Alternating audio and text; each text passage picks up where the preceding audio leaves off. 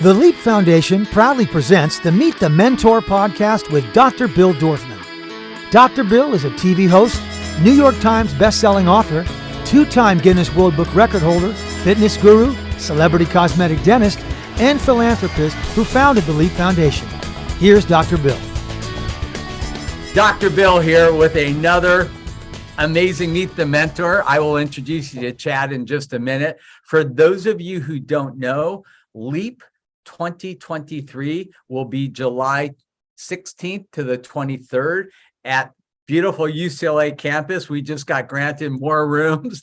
It's a little iffy these times after the pandemic, but I think we will have an amazing lineup of speakers. We have John Legend and his beautiful wife, Chrissy, are on the fence. If they're in town, they will be there. If not, we'll get them virtually. I just spoke with Amy Adams, who's super excited to come.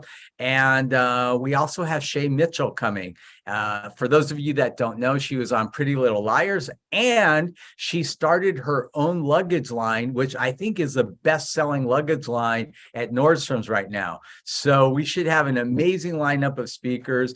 We're really focusing Leap on young entrepreneurs. This is a kind of a shift from just pure leadership to really entrepreneurship. And we're super excited about the program. So stay tuned.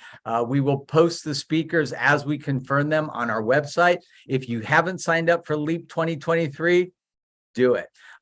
It's going to be an amazing year, and all the information is on our website. Just go to www.leapfoundation.com. You will get all the info you need. One of the parts of Leap that we really love and that students always rank as kind of their favorite part of Leap is our Meet the Mentor mentor workshop. And on Friday, what happens is it's almost like speed dating.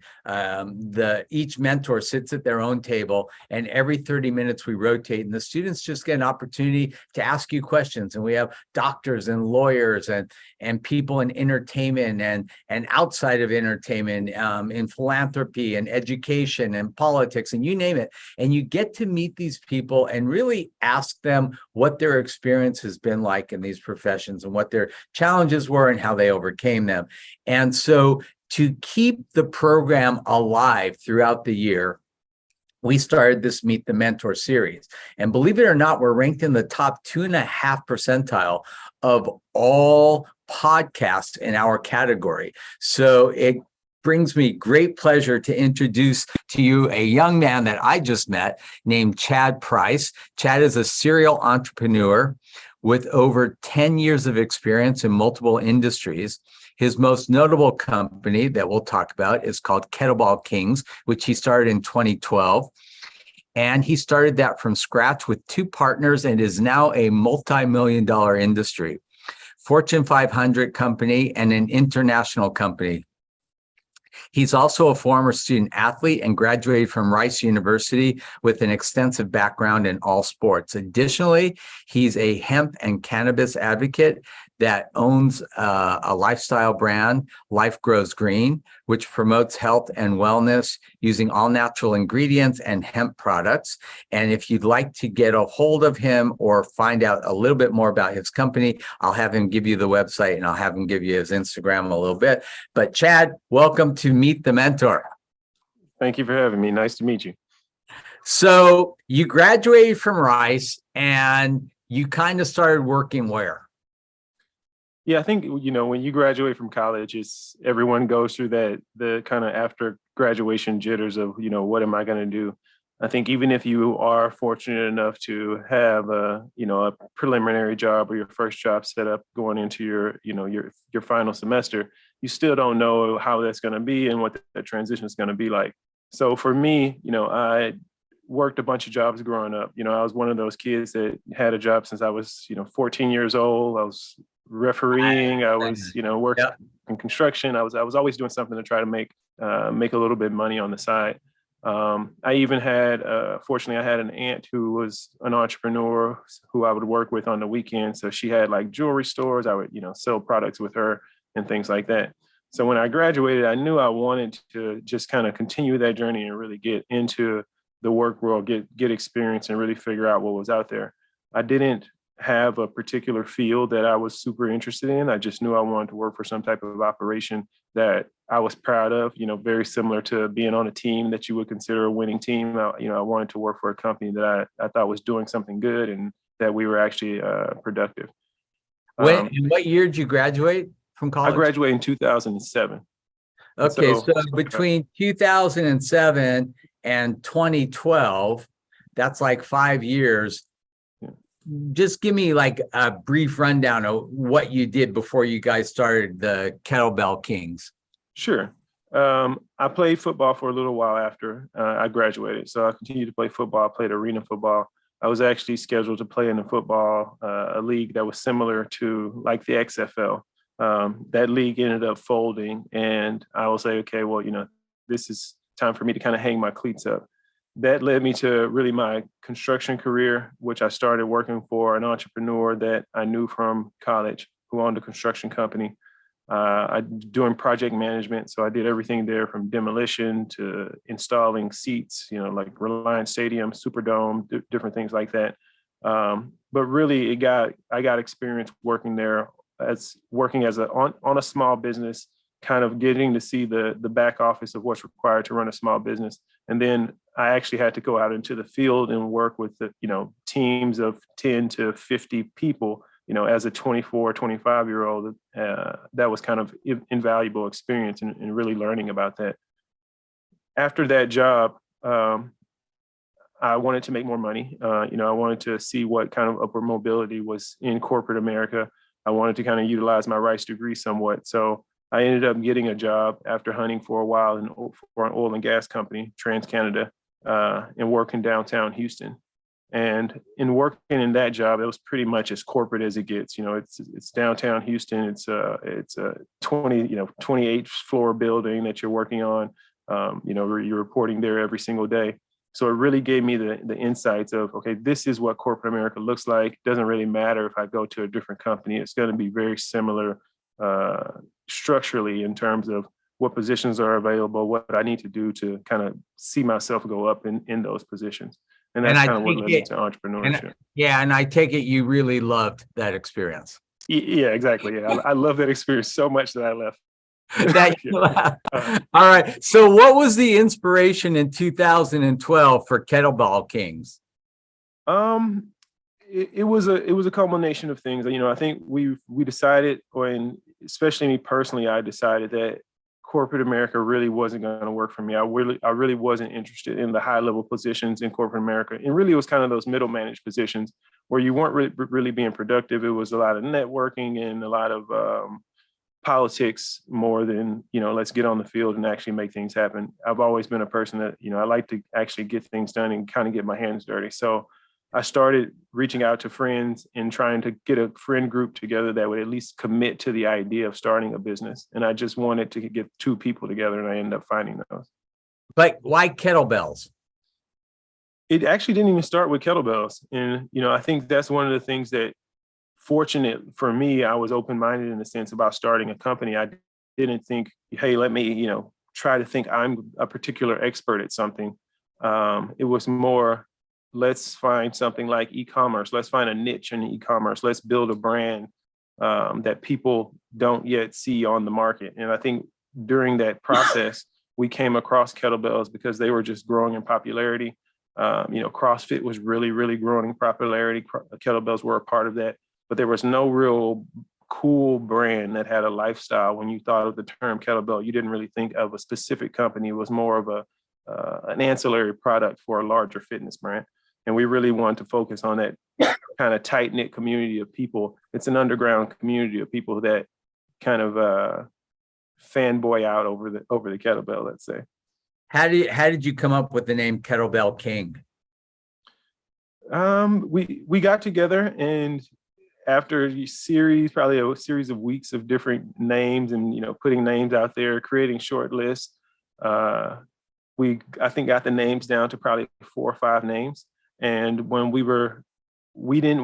always were data people, like I was telling you before, we didn't know much about anything. So every decision we made, we take an educated guess and then we go out and try to verify or try to get some type of input or data. And every single person that we said, hey, should we name the company this, or that? And Kettlebell Kings was unanimous winner. So yeah, you did a little focus group, Yeah. I'll tell you, I mean, I think it's a great name. My fear in that name, and I'm called the name guru. I know I named Zoom, probably the most recognized brand in the world. Originally a tooth whitening product for us, Yeah. but now a video conference. But I love to meet people and just say, yeah, I invented Zoom, and then just stop there, because for a second or so they're super impressed. But the one thing I would be a little bit concerned with in Kettlebell Kings is a lot of your audience are women, Right. So I mean, you certainly wouldn't name it Kettlebell Queens, because men would never buy that product, right? Yeah, for sure. But I'm surprised that women would embrace it, I think it speaks to our culture. For me, I love those types of questions and kind of thought experiments. So putting that out there and seeing how an audience responds to it is very cool for me. At this point, it's given us, I think, even a more unique brand, because we do have a male-dominated demographic, which most brands are not able to kind of really do that. It's very hard to do that. And it's really hard to do that and also be inclusive of women and things like that. And exactly. Kings culturally still don't, they don't tie as closely as we think they do to the patriarchal ideas and the different things that kind of we're offended by in woke society. We did have to do things like we can't have men's and women's sets. So, there are compromises that we had to make as Kettlebell Kings, but at the end of the day, I think the name speaks more to the premium quality of the brand and it being kind of a step up from everything else that's on the market in that space. That's very interesting. So you guys started up this company, and one of the things you did that is brilliant, and I always encourage students to do this when they start a company, is to bring on either no partners or two partners. Yeah. You know why? Yeah. Well, for us, it was decision making. So we never wanted to have some type of argument. Vote. Yeah. Every time it was go, make a decision and go. Everyone's not going to get it. That's 100% it, because you start a business with your best friend, and after 3 or 4 kind of tied votes, you're not best friends anymore. Yeah, not at all. With 3 people, you never have a tied vote, which makes it so much better. So you come up with this idea, you come up with this concept, and just because people don't know your brand, you don't just sell kettlebells. Tell them kind of, what the company does. Well, I mean, I think just philosophically, when you're trying to build a brand, whether it's kettlebells or whether it's anything, what we're always trying to do is kind of find that online community that's looking to build things together. So with kettlebells, we already had the product. It was more of how do we tie these groups together? So for us, a lot of that looked like providing free weekly workouts for people around the kettlebell in general. So, we'd run ad campaigns just providing free weekly workouts. There's no sales ads, no anything associated with it. Maybe after like the 15th workout, you would say, hey, come check the website out. But it's a super content-based, lead-based, just lead generation process. But then we also worked with the underground or the people who are on the ground in these industries. So you have grassroots organizations, you have competitive organizations, you have kettlebell organizations that people don't know about that compete internationally. They don't get a lot of press and a lot of publicity, but that tight group knit of people will be like your own focus group for improving your products and providing a product that hands down, it represents the premium quality that we were going for. So we started from the beginning, and us not really having any background with the kettlebell. We were almost novices and just trying to gain as much knowledge from any credible source we could find and then bring that knowledge to the community. And I think that's what every brand is really supposed to do if you're doing it right. All right, so take me through the evolution of the company. So, you call up your two good friends, you guys come up with this concept with the name. Can you kind of just take me through some of the early steps as far as, trademarking the name, getting a business license, and kind of how you started to roll out your sales approach, and maybe give us a rough idea as to what your sales were that brought you to where you are today? Sure. When we started, we started an LLC. We knew we wanted to start an e-commerce company. We didn't know what that was, and we knew that might not be the last company. So we started kind of just a general LLC. The three of us agreed on the structural part of decision-making process and got all the documentation together. So we did work with a lawyer to put that together. Once we had that together, then whatever company we decided would just fall underneath that structure. So after we had the structure, then we started the business ideas of, okay, what product, what website, what type of, official company are we going to start? Once we came up with the name Kettlebell Kings, things became a lot easier at that point to where we're just building everything out. So, I think the hard part for a lot of people is, how do you finance that portion of the journey, or how do you even live or make a living for yourself during that portion of the journey? We luckily were still working in corporate America. I was working 12-hour shifts where I had access to a computer, so I could still kind of work and at least be available to check emails and to keep things moving forward. And so we really worked kind of part-time nights on starting the brand for, I would say, a year before we really shifted gears. I quit my job. 6 months later, my other partner quit his job. 3 years later, the other partner quit his job, or something along those lines. But it was a progressive process that we kind of put in place based off of us seeing, us getting traction, and then just what was required. For a while, I was having to go to work and then go home and actually pack kettlebells myself and then send them out. That once that becomes non-sustainable, then, you have to make kind of those adjustments. And luckily I had two partners that kind of followed me along with that journey, and we culminated in the sale of the company.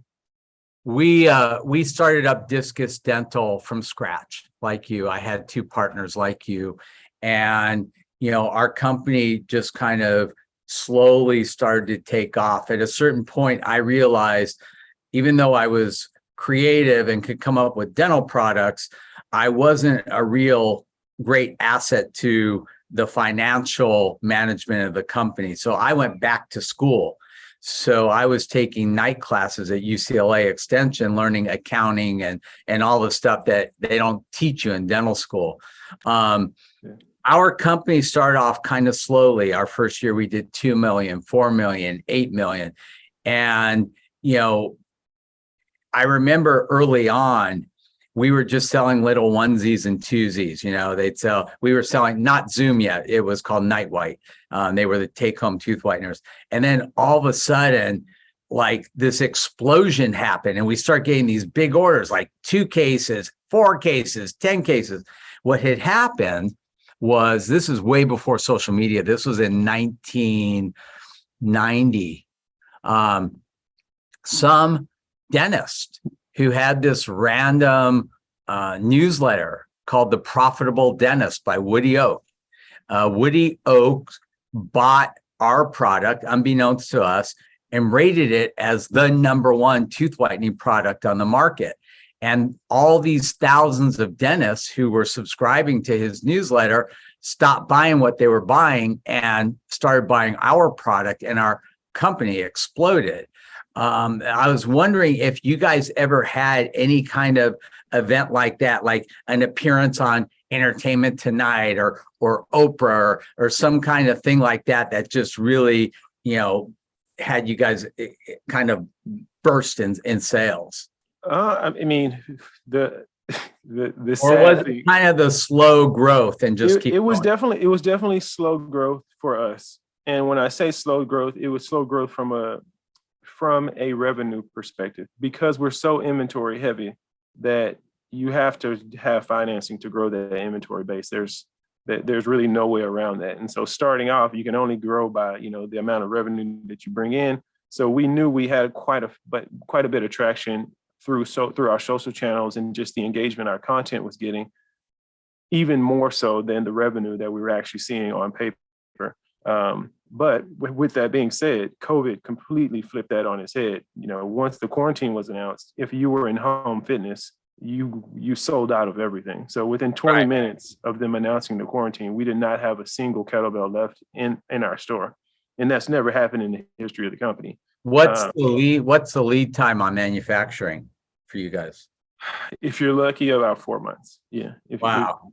About 4 months. So you can imagine that's a pretty big shift for us. And it's a good problem to have. You have a bunch of cash, you can place a big order, but now you have 4 months of people disappointed and trying to figure out why they should purchase from you, why they should come to your website. And I think that goes with, what I was saying earlier about having a brand and having kind of other revenue streams and digital products, free content that you can sustain your community on, basically. Yeah, but I mean, that was a tipping point for you guys. For sure. Look at Peloton and all these other things. Oh yeah. For us, what our big tipping point was? After the Woody Oaks, that was like a little tipping point, but the big one was Extreme Makeover. When ABC put me on TV, and every Thursday night in primetime TV, I get to like Zoom people's teeth and talk about it. Our sales exploded. We went from 76 million that year to 101. The next year, 136. And the third year I was on the show, we did 200 million in sales. It was crazy.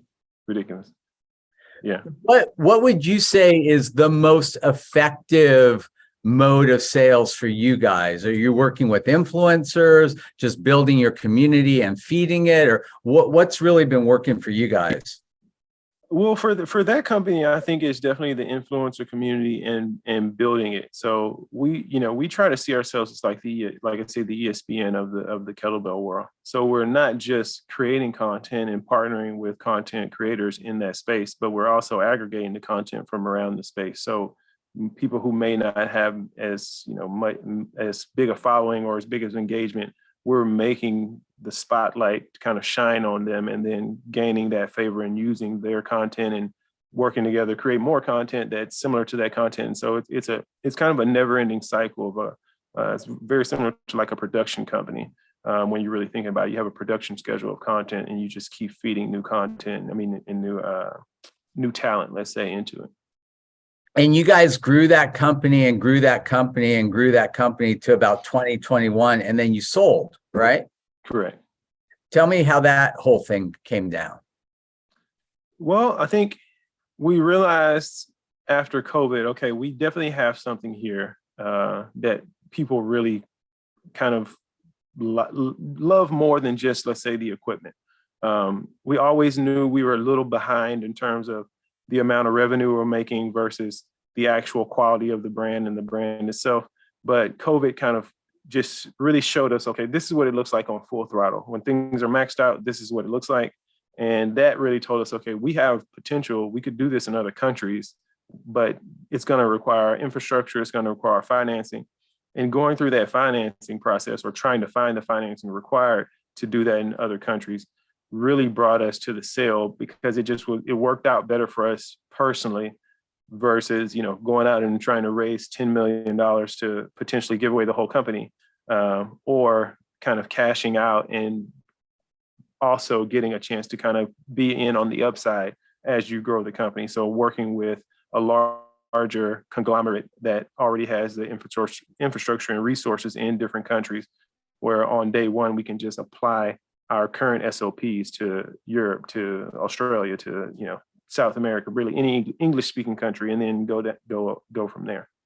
So you didn't sell and exit; you sold and actually brought in a partner and stayed on. Somewhat, yeah. So somewhat, okay. Yeah, and that's why I say it's like a 3-year initial deal, but the majority of the value of that is in the stay on in the expansion. So. Really, with the expansion, you're trying to 4x, 5x sales as you're going to these other countries. I think that's really, really smart. And I did something a little bit similar too. When we sold Discus, though, it was actually kind of shocking for me, because I had put my whole heart and soul into this company for 20 years. And we had a very amicable sale with Philips. They're huge. I think they're a multi-billion-dollar company. And I was fully prepared to stay on as long as they wanted me to. And they literally just used me to launch products like the Sonicare and this and that and the other thing. And I kind of missed it, it was like my baby, I grew this thing for 20 years and all of a sudden it's gone. Yeah. But, onward and upward. In fact, I have a new product that will feed right into your community, and we'll talk about it later, but I'm launching a caffeinated gumball.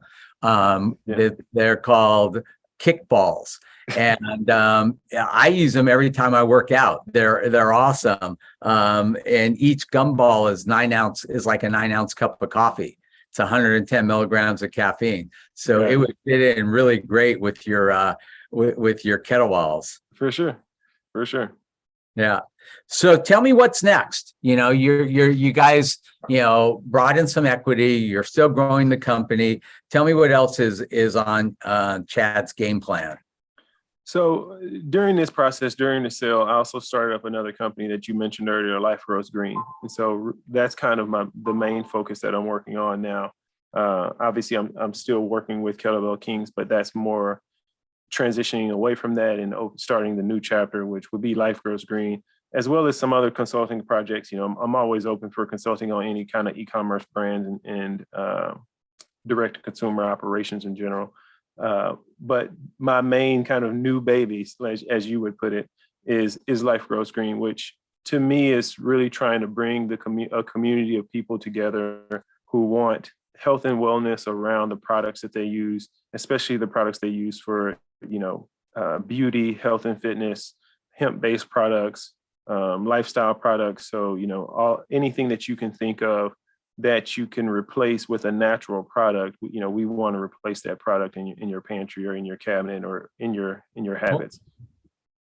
And if students want to get a hold of you, is the best through Instagram at Real Chad Price, or?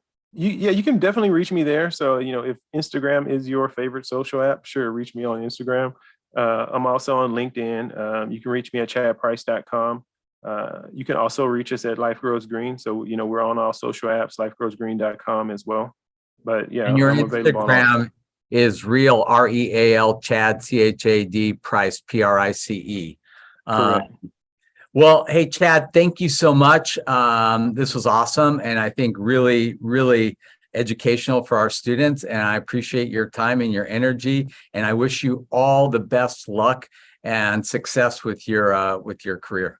No, I really appreciate you guys having me, and it's nice to meet you. Thanks for having me on. All right, Dr. Bill, over and out.